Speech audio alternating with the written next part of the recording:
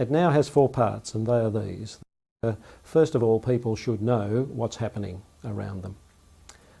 We think that's really important, because if one isn't well informed as to what's happening, one is unlikely to be able to make the best possible response. The second part of the job description is that people should work together to improve what's happening. Now, that's certainly valid for staff, it's valid for people who are playing a game together in the playground, it's certainly valid in the classroom. The third part of it is that people should do their own work. Now, that you might think that that hardly bears saying, but it's really important that everyone does do their own work, and as far as possible, only their own work. If people try and do each other's work, that's going to cause disruption, and disruption is costly and can in fact be quite harmful to achieving the outcomes.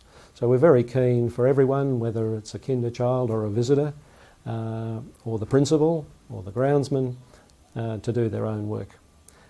In order to know what that is, one has to be in communication with others and to know where one's inputs came from and where one's work will go next. The last point is critical for improvement, because the last part of the job description is to make it as easy as possible for the next person to do their work really well.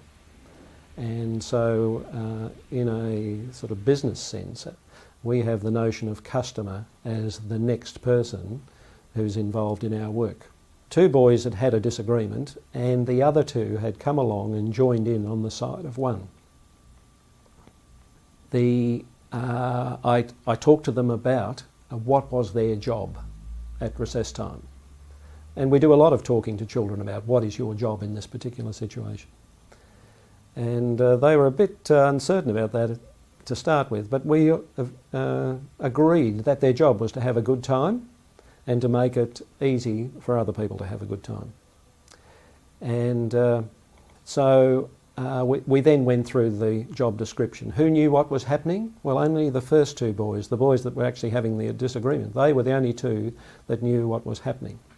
The second question I asked them was, well, who worked with someone else to make it better? And none of the 4 worked with anyone else to make it better. Even the boy who was the victim had actually upped the ante in terms of his response and made it more difficult for the others to be okay. So out of a possible score of 16 there, 4 boys with 4 items, they managed to score 2. And so they were able to see the funny side of that, and they went off quite happy, and I don't recall having to deal with them again. They had a much better understanding of what their job was in the playground, and that the job description could be used to make sense of that in a way that was helpful or at least insightful for them.